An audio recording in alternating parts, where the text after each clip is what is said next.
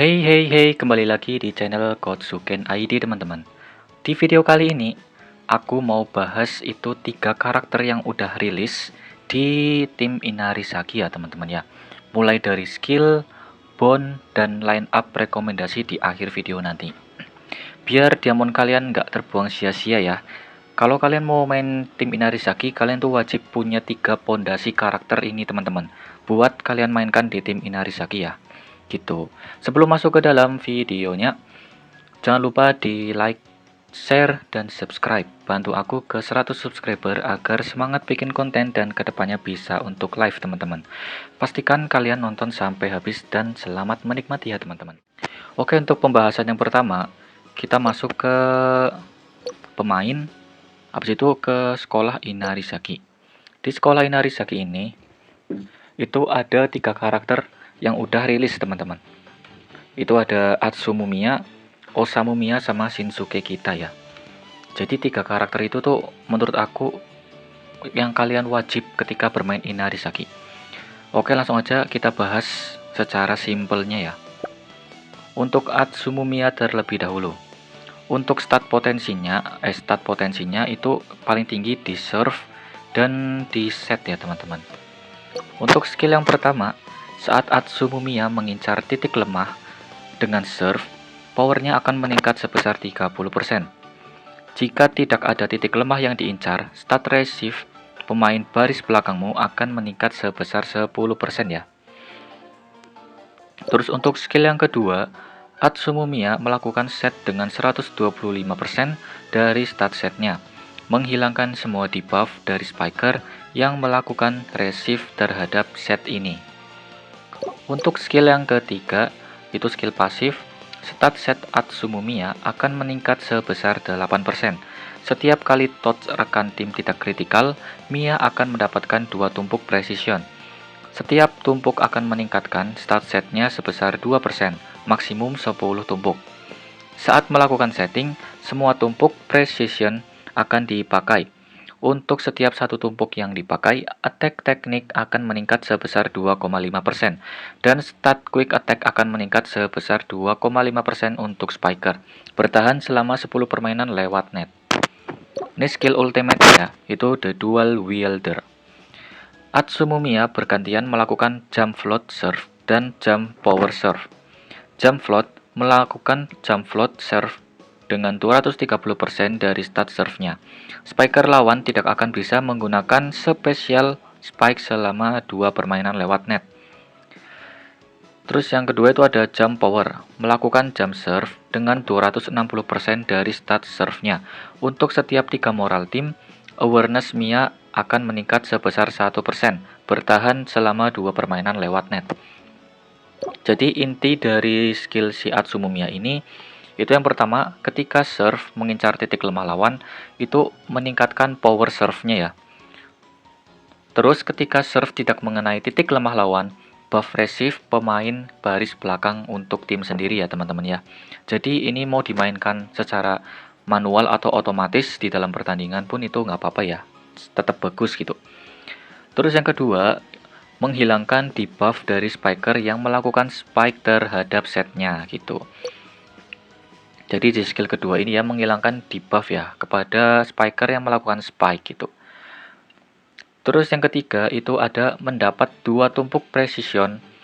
Setiap tumpuk meningkatkan stat setnya dan saat melakukan setting, semua tumpuk akan dipakai untuk Spiker yang melakukan spike. Jadi ini mendapatkan 2 tumpuk ya teman-teman ya. Untuk pasifnya ini mendapatkan 2 tumpuk precision. Terus nanti setiap tumpuknya itu meningkatkan stat setnya si Atsumumiya ya. Nah, ketika Atsumumiya ini melakukan setting, nanti semua tumpuknya, precisionnya itu akan dipakai untuk Spiker yang melakukan spike. Nanti yang melakukan spike itu, atau si Spiker, akan mendapatkan buff attack teknik dan quick attack untuk si Spikernya ya gitu. Terus yang ketiga itu ada ultimate serve-nya bisa di buff lawan, atau memperkuat serve-nya gitu teman-teman. Jadi untuk jump float-nya ini sendiri itu bisa nge-debuff lawan ya. Jadi nge-cancel, nggak bisa ulti lah pokoknya.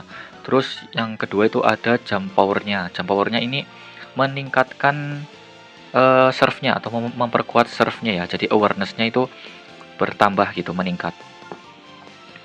Untuk setiap 3 moral team gitu. Untuk Atsumemiya sendiri ini kalian fokus aja build ke serve set ya teman-teman ya, atau build ke set serve gitu. Untuk yang di potensi itu kan ada status ya, ada status awareness. Kalian boleh ke fokusin ke situ juga. Jadi kalian fokusin ke set serve awareness ya untuk Atsumiya ini. Oke, kita lanjut. Untuk yang kedua itu ada si Osamu-miya. Yang dimana Osamu-miya ini tuh kembarannya si Atsumu ya. Untuk statnya, untuk stat potensinya itu paling besar, paling tinggi itu quick attack dan quick attack dan serve-nya gitu.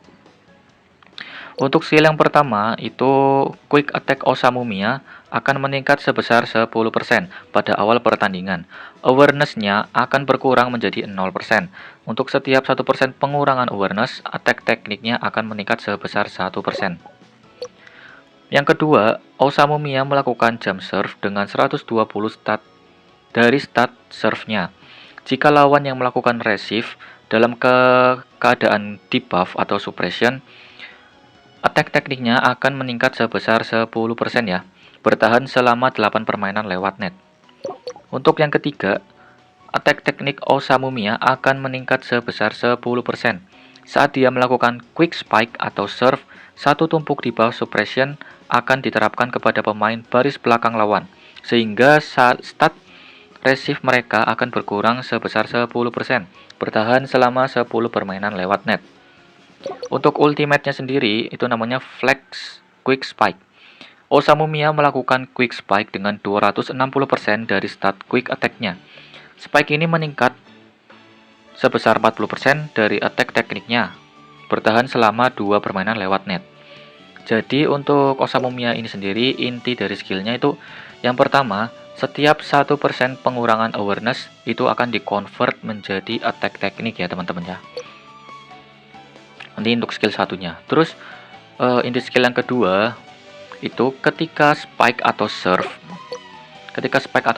memberikan debuff suppression pemain baris belakang lawan gitu. Jadi nggak cuma nge-spike doang ya, nge-serve juga bisa menerapkan debuff suppression pemain baris belakang lawan gitu ya.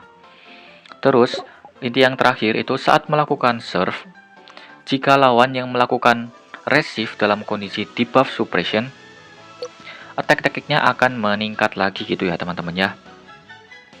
Jadi ketika si Osamu-miya ini nge-serve dan yang receive, lawan yang receive itu mempunyai debuff suppression,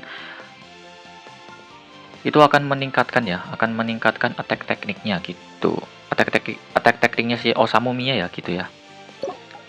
Untuk fokus build-nya kalian bisa fokus aja ke quick attack, awareness sama attack teknik ya untuk Osamu-miya ini. Oke, lanjut kita masuk ke Shinsuke kita. Ini karakter terakhir yang aku rekomendasiin ya. Untuk Shinsuke kita sendiri ini stat potensinya itu paling tinggi di bagian receive, terus sama cover atau simpan ya. Gitu. Untuk skill pertama, stat dasar Shinsuke kita akan meningkat sebesar 6%. Kita tidak akan pernah melakukan aksi yang kritikal. Sebaliknya, dia akan mendapatkan defense teknik tambahan setara dengan 80% stat refleksnya.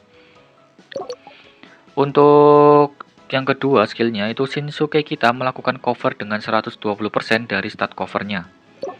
Skill yang ketiga, stat receive Shinsuke kita akan meningkat sebesar 8%. Jika melakukan receive yang tidak kritikal, dia akan mendapatkan satu tumpuk reliable action. Setiap tumpuk akan meningkatkan stat receive-nya sebesar 3%, maksimum 3 tumpuk.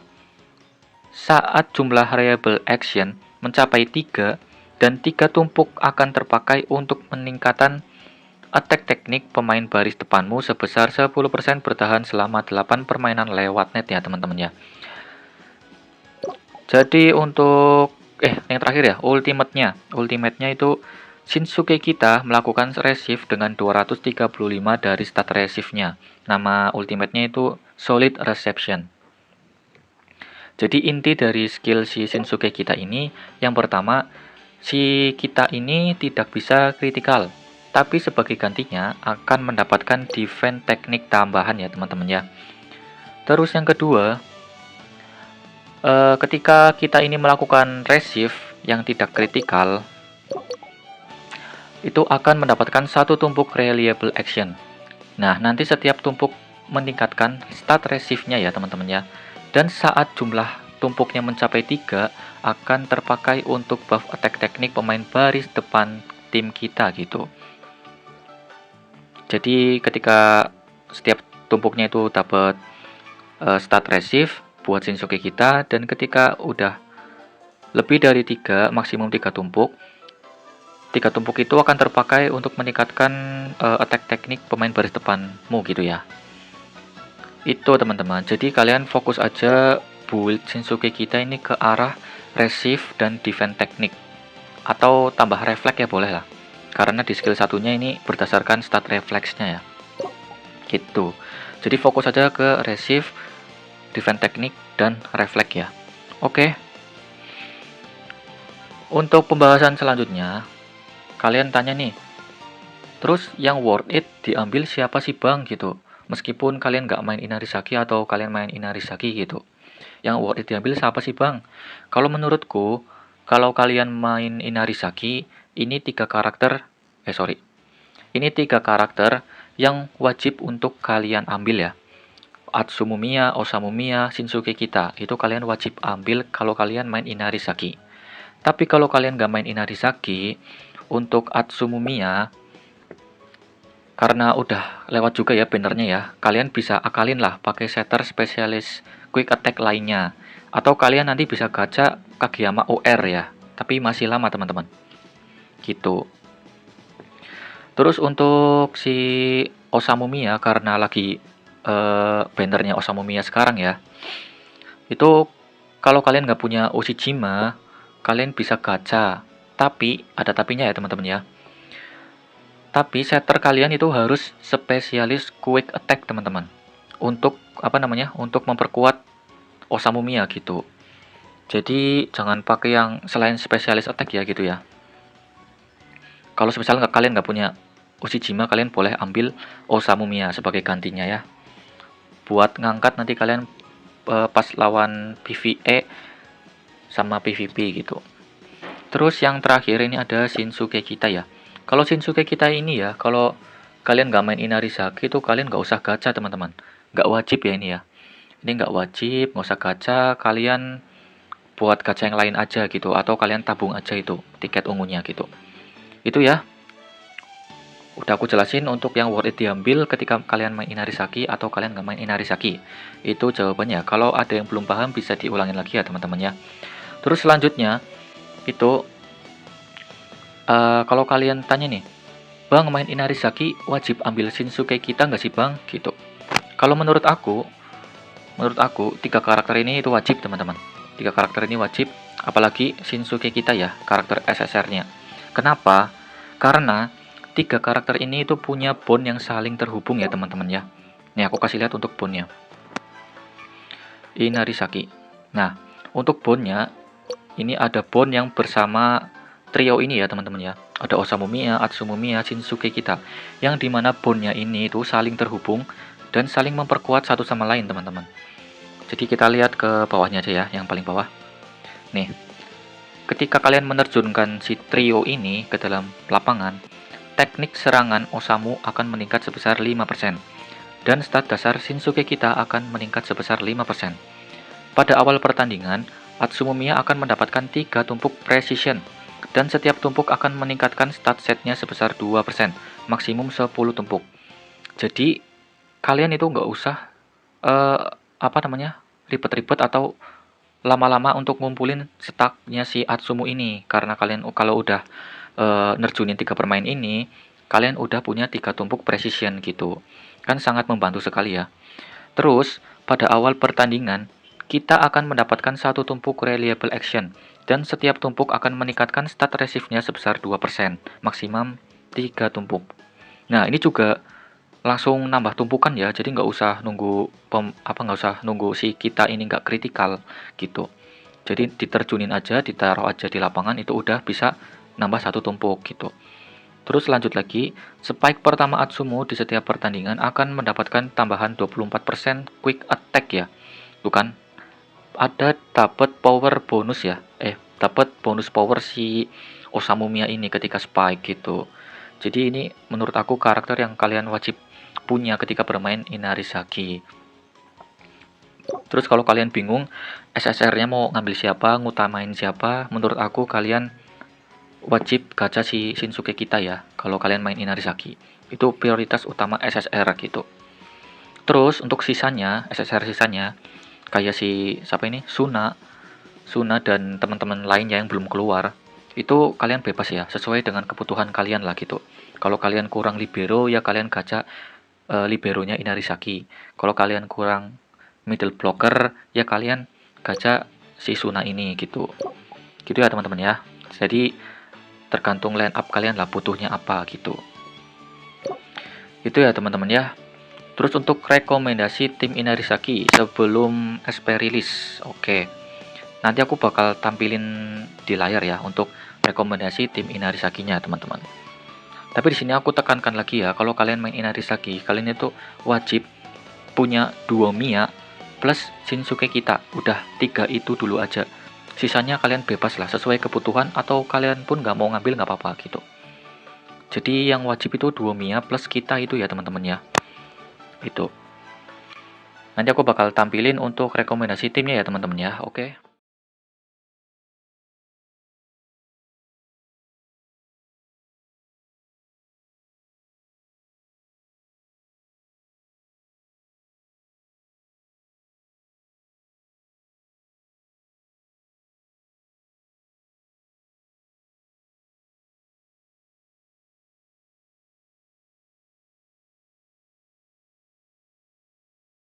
Oke teman-teman, mungkin segitu aja ya. Itu tadi rekomendasi dari aku.